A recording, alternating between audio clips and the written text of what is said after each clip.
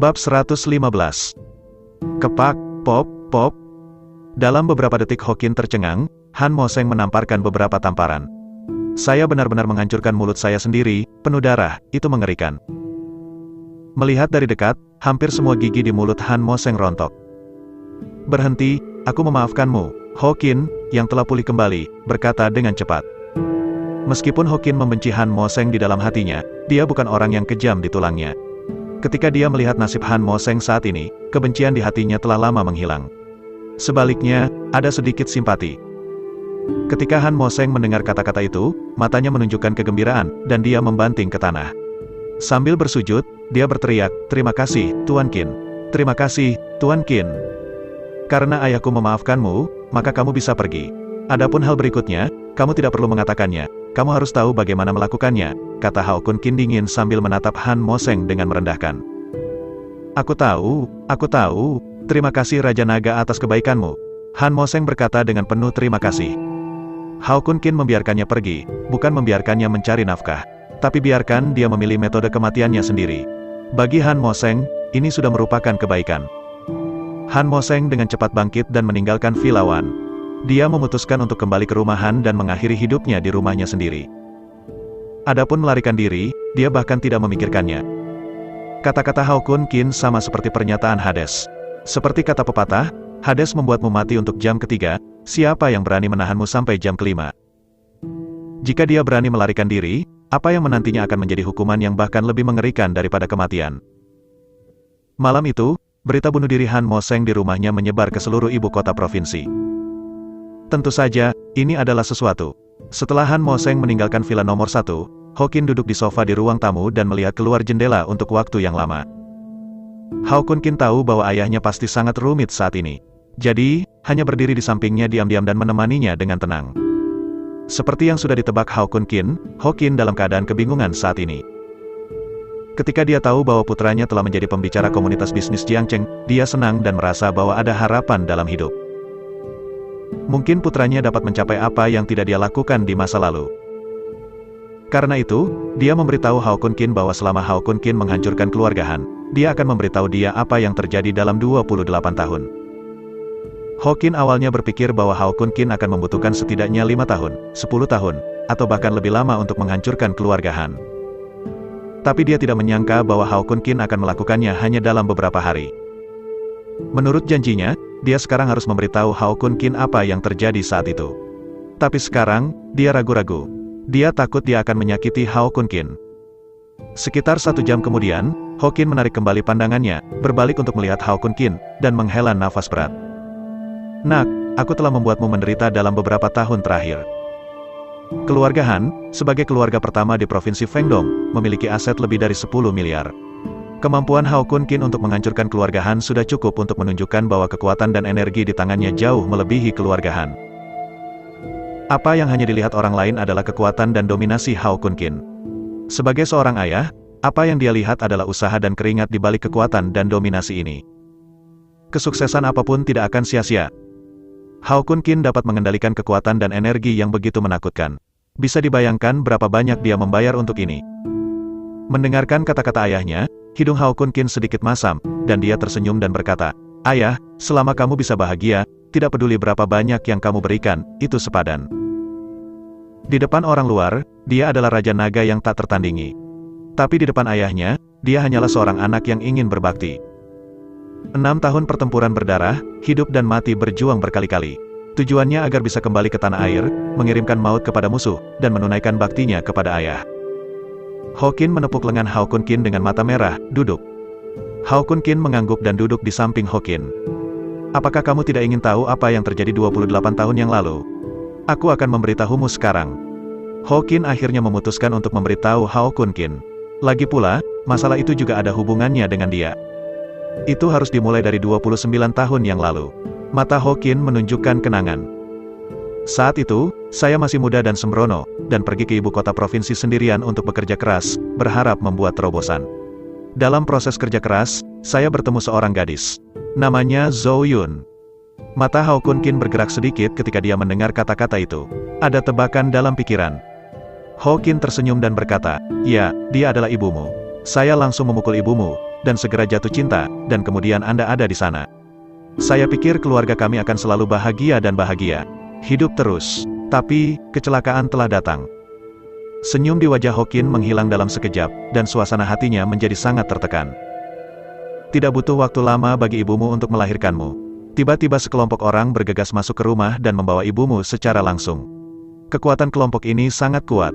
Saya ingin menyelamatkan ibumu, tetapi salah satu dari mereka hanya menonton. Saya tidak bisa menggerakkan seluruh tubuh saya, seolah-olah saya telah mengalami teknik fiksasi. Hokin menjadi bersemangat, tinjunya mengepal keras. Karena terlalu banyak tenaga, buku-buku jarinya terjepit dan memutih. Hao Kun Kin menjentikkan cahaya tajam di matanya. Kejutan spiritual, bahkan Master Rana tidak dapat menampilkannya. Hanya pembangkit tenaga listrik alam semi-ilahi, bahkan pembangkit tenaga listrik alam dewa yang dapat menampilkannya. Ini menunjukkan bahwa di antara sekelompok orang yang membawa ibunya pergi, salah satu dari mereka setidaknya adalah pembangkit tenaga semi-dewa. Hokin menarik napas dalam-dalam, menenangkan kegembiraannya, dan kemudian berkata, kelompok itu berencana untuk membunuhku. Tapi ibumu memaksaku mati, dan pada akhirnya mereka harus melepaskanku. Untuk hal berikutnya, Hao Kun Kin pada dasarnya menebaknya melalui sebab dan akibat. Meskipun kelompok itu tidak membunuhmu, mereka tidak sepenuhnya melepaskan kami. Kelompok itu membuat Han Mo Seng terus meminta masalah padamu. Bahkan jika kamu membawaku kembali ke Jiangcheng, Han Mo Seng masih mengirim Chen Ziguo ke Jiangcheng dan terluka parah. Hokin mengangguk, begitulah. Sejak saya meninggalkan penyakit gelap di tubuh saya, Han Mo Seng telah berhenti meminta masalah setiap hari, tetapi hanya sesekali mengirim orang untuk menghinanya. Sampai 6 tahun yang lalu. Hokin berhenti dan mengalihkan pandangannya ke Hao Kun Kin. 6 tahun yang lalu, Anda dijebak dan dipenjarakan oleh keluarga Fang. Saya tahu bahwa Han Mo Seng pasti berada di belakang layar. 6 tahun lalu, Hao Kun Kin, yang baru saja lulus dari universitas, tiba-tiba menunjukkan ketajaman bisnis yang luar biasa, dan dia menjadi pemula di komunitas bisnis Jiangcheng dan akan memimpin kebangkitan keluarga Han. Ini menarik perhatian Han Mo Seng. Setelah menekan keluarga Qin selama lebih dari 20 tahun, Han Mo Seng dan orang-orang di belakangnya tidak akan pernah membiarkan keluarga Qin bangkit. Jadi dia menghubungi keluarga Fang dan berkeliling. Hao Kun Kin mengangguk sedikit. Pada saat ini, dia sepenuhnya memahami seluk-beluk semuanya. Entah itu penyakit gelap di tubuh ayahnya atau bingkai keluarganya di hadapannya 6 tahun lalu, ternyata itu karena ibunya. Ini menunjukkan bahwa identitas ibunya benar-benar luar biasa. Bab 116. Alasan mengapa saya tidak ingin memberitahu Anda apa yang terjadi 28 tahun yang lalu adalah karena kelompok orang yang menculik ibumu terlalu kuat. Keluarga Han hanyalah seekor anjing yang mereka pelihara. Nanti, kamu akan menemukan sekelompok orang itu dan menyelamatkan ibumu, kata Hokin dengan ekspresi khawatir. Dia telah kehilangan istrinya dan tidak ingin kehilangan putranya. Ayah, tentu saja aku akan menyelamatkan ibuku. Hao Kun Kin berkata dengan sungguh-sungguh. Meskipun dia belum pernah melihat ibunya, darah lebih kental dari air. Hidupnya diberikan oleh ibunya. Bagaimanapun, dia harus menyelamatkan ibunya. Biarkan keluarga mereka bersatu kembali. Hokin tahu bahwa Hao Kun Kin akan mengatakan ini untuk waktu yang lama, dan dengan cepat membujuknya, Hao Kun Kin, meskipun Anda dapat menghancurkan keluarga Han. Tetapi orang-orang itu 100 kali lebih kuat dari keluarga Han. Selain itu, 28 tahun telah berlalu. Ibumu mungkin sudah tiada. Hao Kun Kin berkata dengan wajah serius, Ayah, ibuku pasti masih hidup. Anda dapat mengetahui dari pentingnya sekelompok orang yang melekat pada ibuku. Identitas ibuku benar-benar luar biasa.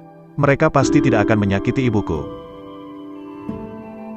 Petik 2. Hao Kun Kin tidak menghibur ayahnya, tetapi benar-benar berpikir begitu. Jika mereka ingin membunuh ibunya, kelompok itu telah melakukannya dalam 28 tahun. Bagaimana mungkin untuk membawa ibunya pergi dengan susah payah? Apalagi kelompok itu berencana membunuh ayahnya. Tetapi ibunya menekannya sampai mati, dan kelompok itu melepaskan ayahnya. Meskipun tahun-tahun ini, mereka telah menekan keluarga Qin. Tapi tidak ada pembunuh. Ini cukup membuktikan bahwa ibunya memiliki kedudukan yang transenden. Kelompok itu tidak akan pernah menyakiti ibunya. Ekspresi Hokin tiba-tiba menjadi bersemangat ketika dia mendengar ini. Maksudmu, ibumu masih hidup? Ya, Hao Kun Kin mengangguk dengan penuh semangat. Setelah jawaban afirmatif Hao Kun Kin, Hokin hendak melompat dengan penuh semangat. Setelah beberapa detik, ekspresi Hokin tiba-tiba meredup. Setelah ragu-ragu sejenak, dia mengertakkan gigi dan berkata, Ya Tuhan, bahkan jika ibumu masih hidup. Tetapi kekuatan kelompok itu terlalu menakutkan. Jadi, sebelum Hokin selesai berbicara, Hao Kun Kin langsung memotongnya, Ayah, kekuatan di tangan putramu jauh di luar imajinasimu. Terlepas dari latar belakang dan latar belakang kelompok orang yang membawa ibuku pergi identitas apa, tak satu pun dari mereka adalah lawanku. Sebagai komandan Longting dan orang kuat di alam dewa, Hao Kun Qin memiliki kepercayaan diri dan modal untuk mengucapkan kata-kata arogan seperti itu. Karena itu masalahnya. Ayah, jangan khawatir, tidak akan lama sebelum aku akan menyelamatkan ibuku dan membiarkan keluarga kita bersatu kembali. Hao Kun Qin berkata dengan tegas. Hao Qin melihat ekspresi percaya diri putranya, dan ekspresi antisipasi melonjak di hatinya. Oke. Aku menunggu. Setelah keduanya mengobrol sebentar, Hao Qin merasa sedikit lelah dan kembali ke kamar untuk beristirahat. Setelah Hao Kun Qin menyaksikan ayahnya masuk ke ruangan, senyum di wajahnya berangsur-angsur menghilang. Di mata, cahaya dingin tetap ada. Beraninya memenjarakan ibuku dan melukai ayahku, jika keluhan seperti itu tidak dilaporkan, bagaimana aku bisa menjadi putra manusia?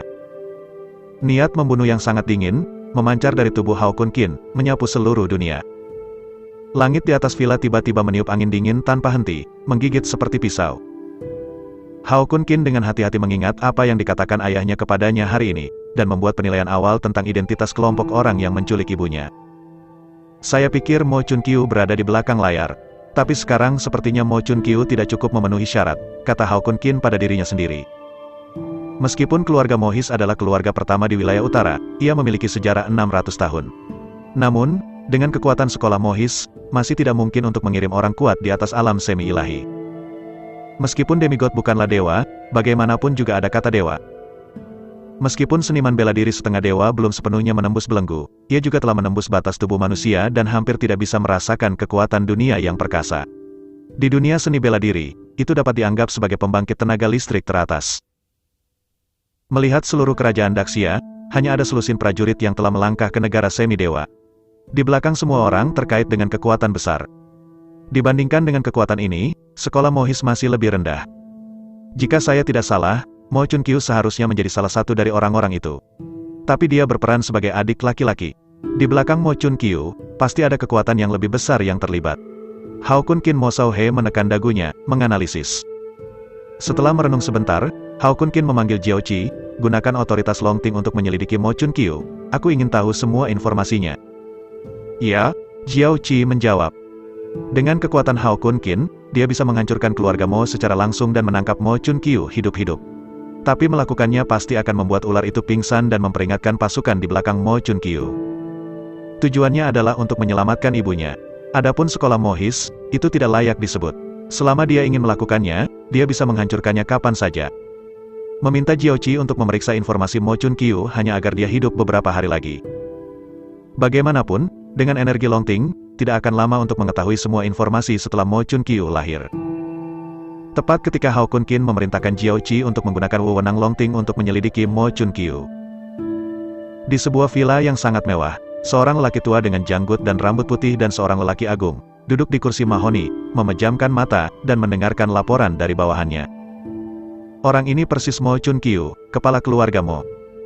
Patriark, menurut berita dari Provinsi Fengdong, keluarga Han dicabut dan Patriark Han Mo Seng bunuh diri di rumah.